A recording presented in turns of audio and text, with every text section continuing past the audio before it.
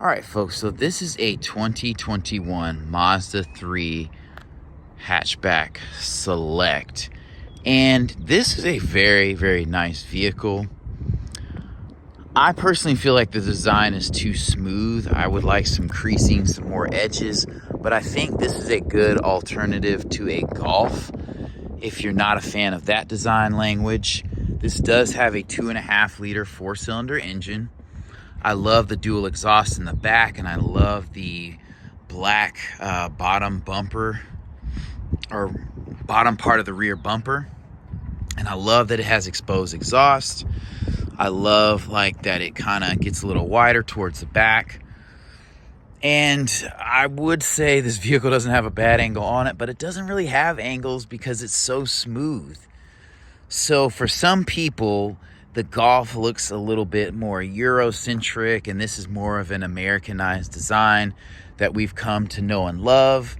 It's unmistakably a Mazda. Here's its older brother, a Mazda 6. I mean, this vehicle has very, very nice looks and lines. The wheels are a decent size, 18-inch wheels, so they're not super huge. But again, if you're looking at a Golf and you're like, it's not my flavor, you can still get a 4-door hatch. It is a little swoopy coopy. I like this black rear spoiler or hatch spoiler, whatever you want to call it. I did have a 2014 Mazda 3 hatchback. To me, it was a little bit more functional because this one's just a little bit swoopy, but this one does have all-wheel drive, so it's going to be very sporty. Has 186 horsepower, 186 pound-feet of torque, so that's good power for a vehicle this size. As far as the door is concerned, I like the design. I could do without the chrome on this vehicle since it is kind of blacked out with smoked taillights. I do like the indicator in the door. I think that's a nice touch. I like that it's here and it goes pretty much to the edge. That's dope. Fun fact, one thing I love about Mazdas over Volkswagens is that the blind spot monitoring beeps and it's not just a silent light. One thing I don't like is that when you open a Mazda door, and you'll notice this on a lot of Mazdas, the door feels hollow. Even though it's not a cheap vehicle, it's a quality vehicle, it just doesn't sound very nice. So this does have a manual seat, which is interesting because it's a Select. Stepping inside, I do not know why this doesn't have a flat bottom steering wheel. This is a large steering wheel for the size of the vehicle, in my opinion, but you do have radar cruise control, which is dope. You have all your, the layout is simple here. So you have all the necessary buttonry here for your radio, your Bluetooth. It looks like you have 360 cameras, so you have cameras on the side view mirrors. I honestly wish there was a full digital instrument cluster here, but I get it. It's a good blend. It doesn't look bad. This interior definitely, on the whole, looks modern. I would like red stitching across here. This display is a little small. It's obstructed. I've mentioned that in other videos. This is soft touch. I like this blacked out push button start button. This does have a 6-speed manual transmission. I would like to see 7 or 8.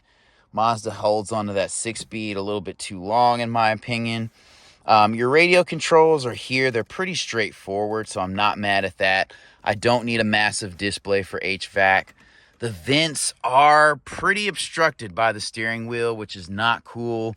The steering wheel is a good size. You can see through the arch all the necessary gauges. This one's a little obstructed too, but that is going to be a challenge in a smaller vehicle. The vents have good placement here. This definitely feels more upscale than, your typical small vehicle. So that's why I say it can compete with the Golf. There is no light for this mirror, which is a miss for Mazda. Charge me $50 extra. Give me that light. You do have LED lighting that fades in and out, which I love. This vehicle is in battery saving mode, and it does give you a warning.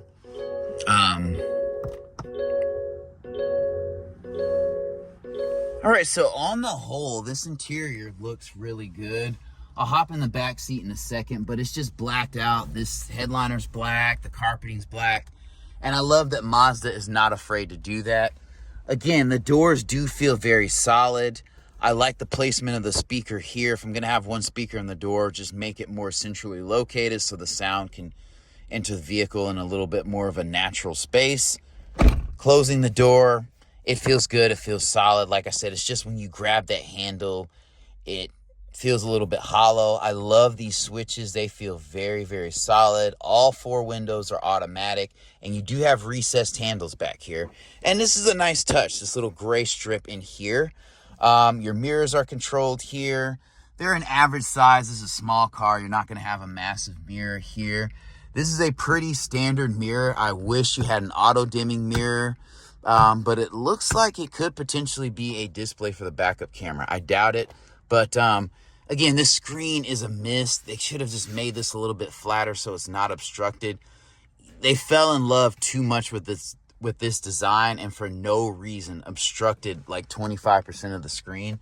So that's kind of dumb.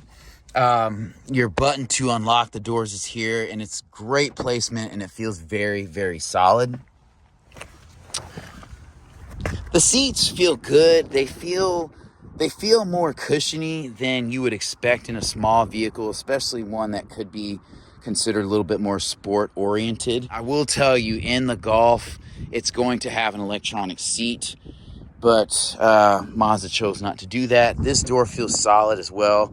Neither one of these doors are super huge, especially the rear doors, because this is a very small vehicle, if I'm being honest. And there's not a ton of overhang, which I love. And I love the size of these wheels. So you could have had 19s on this vehicle, or possibly even 20s, but that doesn't give you a decent amount of rubber. So it's kind of a balance between ride comfort and performance. All right, so hopping in back, I do not expect a massive amount of leg room. And with the seat in position for a person who's 6 feet or older, you don't have a lot of leg room back here. Foot room is good, like the footwell is solid. This is a soft leather back. This leather feels good here. You do not have a charge port here or a set of vents back here, which I'm okay with. The cabin's kind of small. Like, headroom is not super bad back here, but it's not going to be a ton because it is a swoopy, coopy design. Like, seeing out the rear view mirror is not really a thing, but it feels like premium seating back here, and you cannot fit 3 adults. I mean, there's seat belts for 3 adults, but that would be absolutely miserable. You do have a mat pocket back here. And again, the placement of the speaker in the door is very nice, and this switch that is metal trimmed is quite nice. And I like this recessed door handle. I feel like it saves space in a vehicle where you don't have a ton. So the doors feel very solid, but again, with my foot being, or my legs being splayed like this, I would have to sit a little bit closer, which would still be comfortable for me. So, like, I could do that. This isn't an SUV, so. All right, closing the doors. To pop the hatch, you press the button under the Mazda logo. Obviously, this is not an automatic hatch, which is fine, and there's not a ton of space back here. If you watch my video, my 2014, you'll realize the utility in that vehicle was a little bit greater than this one. This is a pretty small area, so I believe the Golf offers more utility, and that way, you pull this up, you have your donut here. So, this sacrifices function for fashion, honestly. And it's not like the sportiest vehicle in the world. It does have all-wheel drive. I love the fact that it's naturally aspirated. So, you have a 6-speed automatic transmission. So I feel like those are all very safe things. And I would love this vehicle in the dimensions of the hatchback I had with all-wheel drive. That would be super dope. But again, this is a worthy option. This is a well-designed vehicle, a very good look by Mazda. This red color just pops. This is probably the only color I'd buy a Mazda in.